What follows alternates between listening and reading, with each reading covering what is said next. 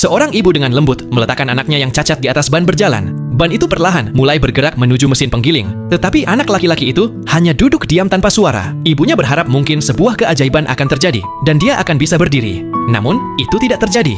Akhirnya, sang ibu mematikan mesin itu sambil merebahkan kepalanya. Ia pun menangis sejadi-jadinya. Tiba-tiba, ia melihat sesuatu keajaiban. Putranya, yang lahir dengan cerebral palsy, kini memegang pegangan besi dan berdiri sendiri. Melihat itu, sang ibu dengan gembira dan lalu memeluknya dengan erat. Sejak hari itu, sang ibu mulai melatihnya berjalan dan berbicara setiap hari. Tenggelam dalam kasih sayang dan dorongan semangat, Ameng perlahan mulai tumbuh lebih kuat. Tetapi suatu hari, sekelompok preman mengerumuninya dan merampas uangnya. Ibunya berlari untuk menolong. Saat itu, Ameng melihat sebuah kesempatan. Ia merebut kembali uangnya, lalu lari. Meski langkah kakinya masih goyah, sang ibu terkejut melihat Ameng berlari lebih cepat dari para preman itu.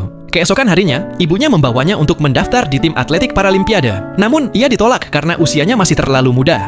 Dalam perjalanan pulang, mata Ameng tertuju pada para atlet yang sedang berlari. Ketika ibunya menoleh, Ameng sudah mulai berlari sendiri di lintasan. Meski terlambat start, akhirnya ia berhasil finish di posisi kedua. Sang pelatih pun menghampirinya dan mengajak anaknya untuk bergabung dengan tim. Mendengar itu, mata sang ibu berkilau bahagia. Namun, menjadi atlet profesional bukanlah hal yang mudah. Latihan setiap hari sangatlah berat. Karena keseimbangannya yang buruk, kaki Ameng sering oleng saat berbelok. Pelatih memutuskan untuk menempatkannya di nomor estafet keempat, tetapi pelari yang sudah ada di posisi itu tidak terima. Ia memberi syarat, jika Ameng bisa berlari 100 meter di bawah 15 detik, dia boleh mengambil posisiku.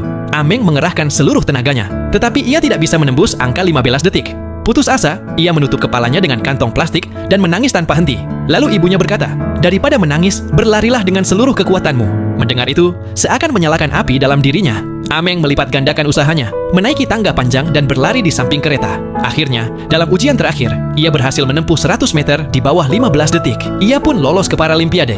Namun, tepat sebelum lomba sesungguhnya dimulai, seorang rekan setimnya tiba-tiba mengalami guncangan mental. Wasit terus menolak, tetapi sang pelatih berlari untuk menyemangatinya. Rasa takut menyebar ke seluruh tim.